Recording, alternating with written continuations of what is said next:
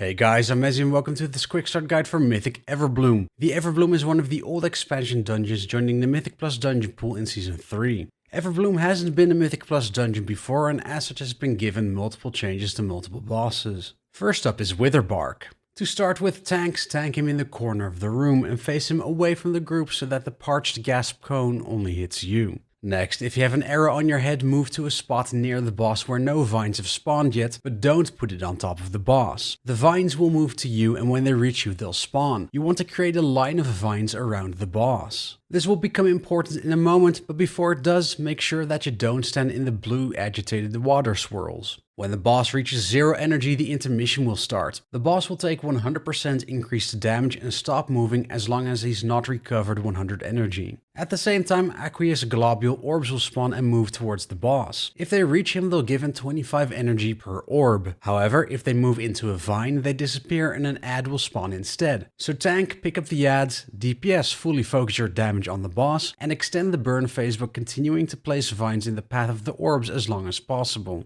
Once you run out of vines and the boss reaches 100 energy, cleave the ads and continue on the boss as the fight repeats itself. Next are the Ancient Protectors and they've received some updates. To start with, attack the caster that is not channeling a Fury ability. They'll pulse AoE damage but don't do anything else while doing so. The active caster, starting with Earthshaper Telu, will be casting 2 interruptible abilities. Telu's Nature's Wrath will deal damage to a random player, and Toxic Bloom will stun the entire group. So interrupt as many casts as you can and make sure to save an interrupt for Toxic Bloom. When they switch, Life Warden Golem will do a Water Bolt to a random player, and he will cast Revitalize to put a healing buff on one of the bosses. Again, interrupt as many casts as you can while prioritizing Revitalize. If the heal gets through, you can dispel it off the boss. Lastly, Dulhul needs to be tanked next to the active caster so that you can cleave him. He also has one ability to deal with. When the tank has a circle on him, start moving. Dulhul will cast Noxious Charge at the tank and a big swirl will spawn on each player's location. And then poison patches will spawn there. Melee move away from the caster you're DPSing when the tank gets the circle on them so that your poison patches don't spawn on top of it. Kill the casters first and finish Dulhul off last.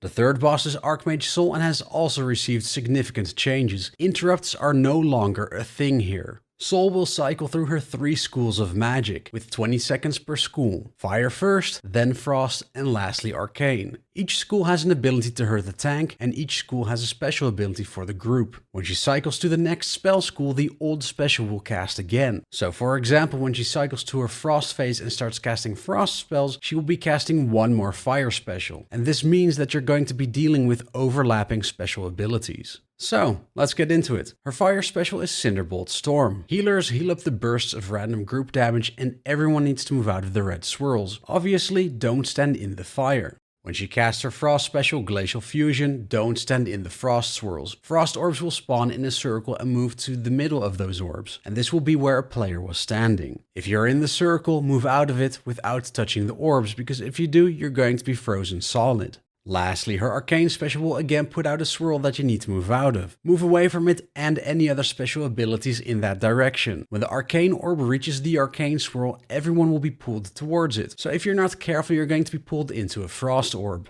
The final boss is Yalnu. To start with, don't stand in the Colossal Blow cone. And healers, this does a ton of AoE damage, so be aware. Next, move out the green swirl from Verdant Eruption and kill the Flourishing Ancient ad that spawns. While the ad is up, the boss will no longer take 300% increased damage and the group will take continuous AoE damage. Furthermore, don't stand in front of the ad so that you're not hit by the Lumbering Swipe Cleave. Lastly, run over the Feral Lasher flowers when they're spawned by Genesis. If any remain at the end of the Genesis cast, more ads will spawn. Should any spawn, interrupt and kill them. And that's all you need to know for the Everbloom bosses.